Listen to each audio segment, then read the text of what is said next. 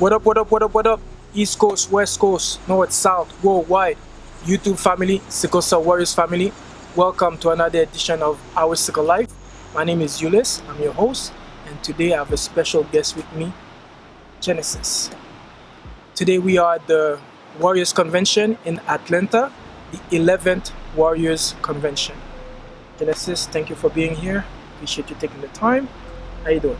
I'm good. How are you? Good. It's been a busy week at the convention, but it's been good. Very informative. Yeah, I agree. Like you said, my name is Genesis Jones.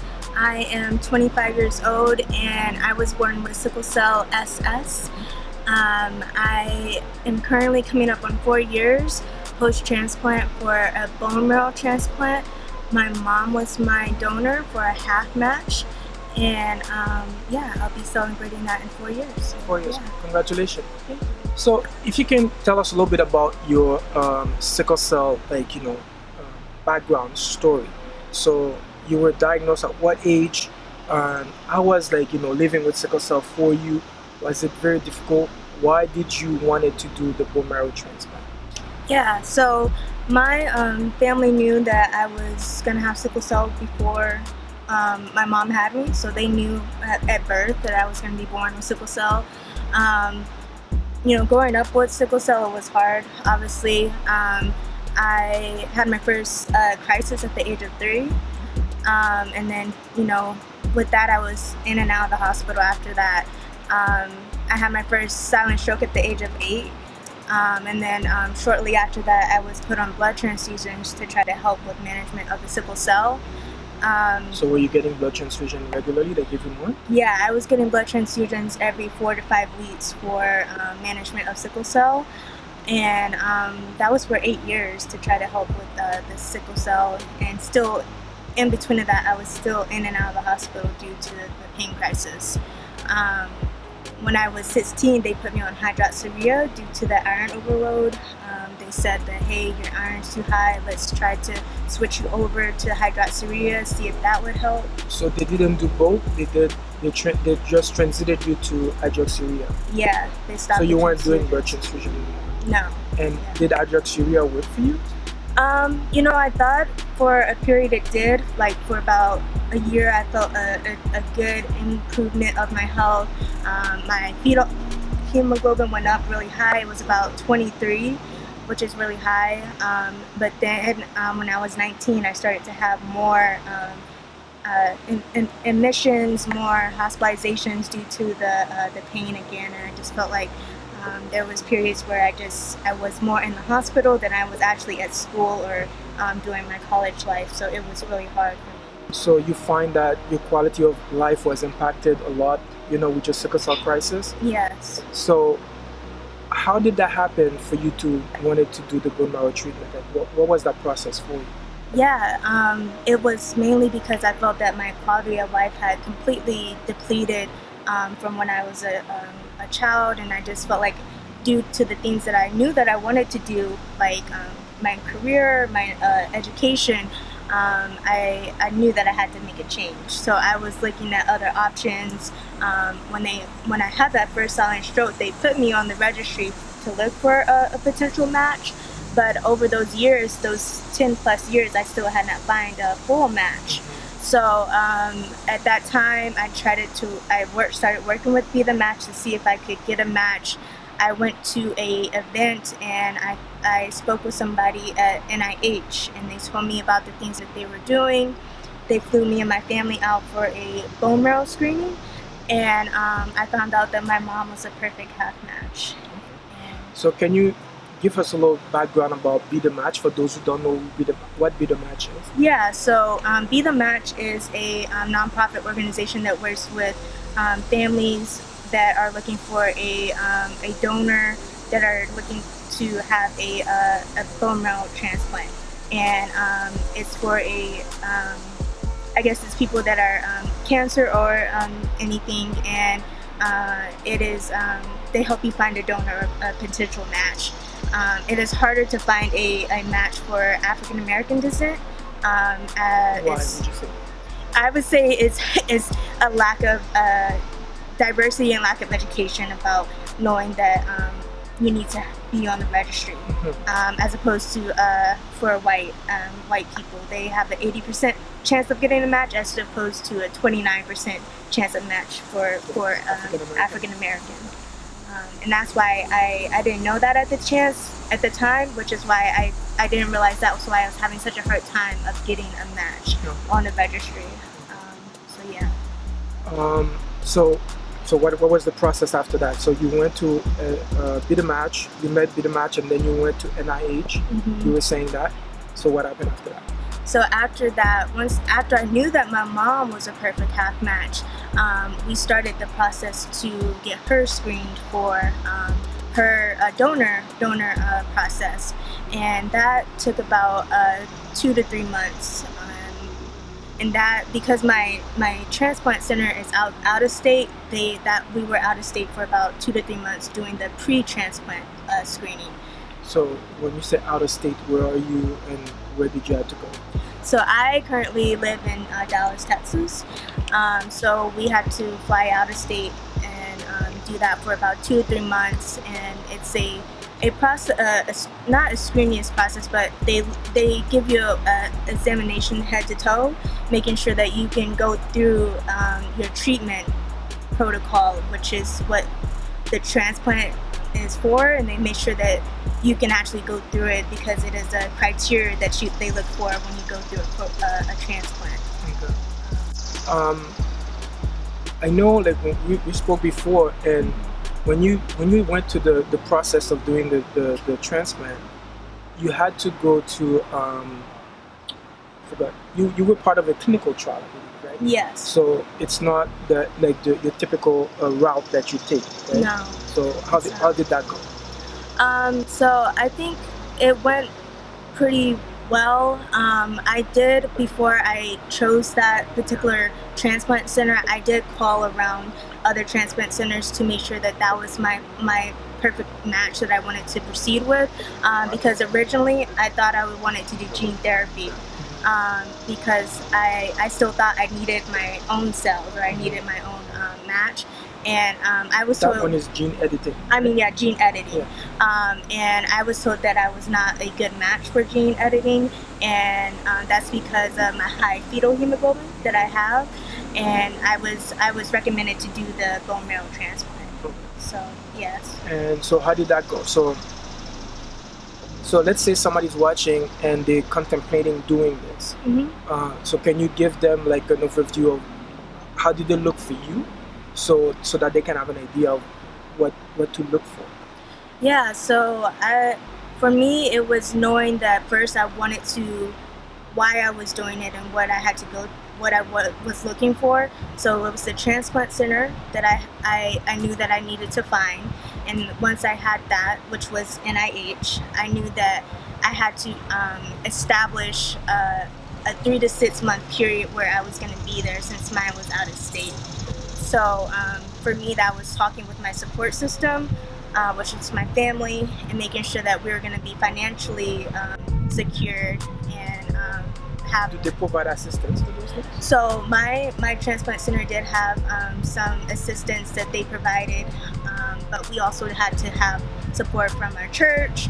I also did a GoFundMe to help, and those were things that I had initially had essentially together for the financial support, because it's not all provided when you go through it. Actually, that's something that I wanted to ask, like, what are the costs involved in doing this procedure? It's not all provided at all, because this is something that is not through insurance, because it is a trial. And the only thing that was provided was, because it is a trial-based, I didn't have to pay for like my medication or anything that had to do, especially with the care that I was being provided. So everything outside of that was a cost, if that makes sense. So transportation is a cost, your food is a cost. Going like lodging, like where you have to go reside. Lodging was provided. Lodging was provided. But was that part of the hospital, or was it outside? It was both. So they had like a Ronald McDonald house that we stayed in, and that was on campus. by the hospital. And how long the process, how long does that take? Like from the person being the donor and you being the recipient, like how long does that take, the process of going to the bone marrow transplant? It's a 6-month process. 6 months, okay. The pre-transplant is 1 to 2 months, and then the actual, like me getting my going through the process is 3 to 5 months. So on average 6 months, but it could be longer if there's complication or if there's anything else that happens after that. Yes, exactly. So in your case, unfortunately, there was some complication that happens. So how long did it take? For me, due to my unexpected complications, it took me a overall year that I was there at NIH. The complications that arose were PTLD, which is called post-transplant lymphoma disorder, and that is cancer essentially, and that was as a result of the transplant itself. And that's something that's not common, right? But No. it happens in some cases. Yeah. And unfortunately it happened to you. So then when that happens, then you have to go to treatment to treat the cancer, right? Yeah. So how long did that take? So I had to go through 3 more rounds of chemo and 2 rounds of T cells to get rid of that. And the T cells are targeted for that essential cancer that I had, which was EBV, or Epstein-Barr virus cancer. Yeah. Wow. Okay. And so now you're good, right? Yes. You're healthy and. So now I have sickle cell trait, and the cancer is in remission. Okay. Yes. Good. It's good. And so when you say you have sickle cell trait, can you explain that to people? So basically, what does that mean? So I essentially took on my mom's cells, and I have 30% like sickle AS, like I have sickle cell trait. So the sickle hemoglobin that you have, it's less than 40%. Yes, essentially. Which is equal to most people that have the trait. Okay, that's good. So in your case, from when it became successful to today, you haven't had any sickle cell crisis per Correct. se, right? No. Yeah. But do you feel pain or anything of that nature? I still experience pain, and that is something a lot of people don't think about or understand, that due to having sickle cell for so long, which was like 10, 20 plus years, I had that damage from having sickle cell, and those nerve endings can't really be rewired, and that damage is already done. Now the doctors do say that it can be over time it could get better, but like where I still had my sickle cell pain in my back and then my legs, I still have that over like when I still have the same triggers, like when it rains or I overexert myself, I still have some of that pain on a day-to-day basis. But would you say the severity is less than it was before? It is a lot less. It doesn't send me to the hospital. I can take Tylenol instead of Dilaudid, and it's gotten a lot better for sure. So essentially, would you say that your sickle cell crisis, I don't want to say sickle cell crisis because it's not really a crisis, it's more like your sickle cell chronic condition is pretty much manageable with NSAID, which is like Tylenol or Advil, things of that nature, instead of opioids. And the severity of your pain, instead of being 10 out of 10, it's more like maybe a 4 out of 10. Yeah. Like how would you? I would say the severity has lessened a lot, and the severity is no longer on that 10 out of 10 or even above a 10 out of 10. It's below a 5, so it's like that 3 out of 4 or sometimes I don't even have pain. Like, Okay. and before I So you couldn't have say days that. that you have no pain. Yeah. Okay, that's Yeah. good. That's good. And so the other question I would ask you, like, would you recommend this to anybody that are contemplating going to this process? So despite all the complications, despite still having the chronic pain or things that I experienced, I would still recommend this to people that are considering it or are thinking about going through the process or even being tested or getting their family tested, because like I said, my quality of life has improved. I don't have any crisis, and overall my health has gotten a lot better, and my life has been extended by going through the transplant. Okay. Yeah. So would you say, like, when you're talking about your quality of life, you are able to do more things that you weren't able to do before? Yeah. Like, finishing school or like etc. Like, having a job, like day-to-day life for people that don't have sickle cell, that know, like, what life feels like. Mhm. You experiencing that now, right? Yes, traveling has gotten better.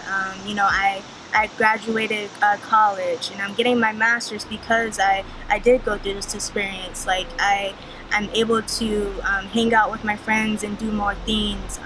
My energy levels are better. So like, it has definitely gotten better. Like, even just going up the stairs, like things like I didn't do has gotten so much better. So yeah, I would definitely say that.